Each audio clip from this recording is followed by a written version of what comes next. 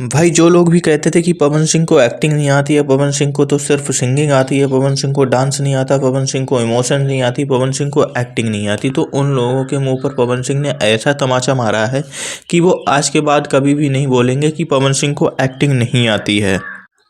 और ये बात क्या है, बात आपको हम आगे वीडियो में बताएंगे, तो वीडियो को अंत तक आप लोग ज़रूर देखिएगा। और अगर आप हमारे चैनल पे नए हैं या फिर अभी तक आपने हमारे चैनल को सब्सक्राइब नहीं किया है, तो आप लोग हमारे इस चैनल को सब्सक्राइब ज़रूर कर लो, क्योंकि हमारे इस चैनल पर पवन सिंह से रिलेटेड खबर हमेशा आती रहती है।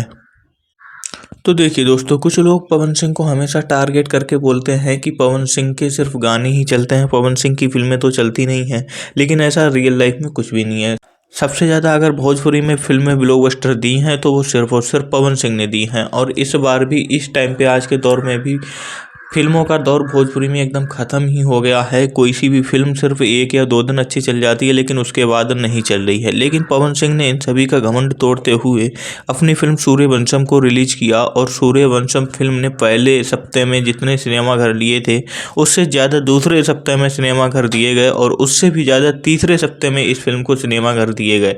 लेकिन बात यहाँ पर ख़त्म नहीं होती है। फिल्म का 14 वीक से स्टार्ट हो गया है, और चौथे वीक में भी पवन सिंह की फिल्म को 30+ सिनेमाघर मिले हैं, और वहीं पर 2-2 मल्टीप्लेक्स में चल रही है पवन सिंह की ये फिल्म। तो आप लोग समझ ही सकते हैं कि पवन सिंह की इस फिल्म का कहर किस हिसाब से ढा रहा है। और ये फिल्म अभी लगभग 10 सालों में सबसे ज़्यादा बड़ी फिल्म बन चुकी है भोजपुरी इंडस्ट्री की।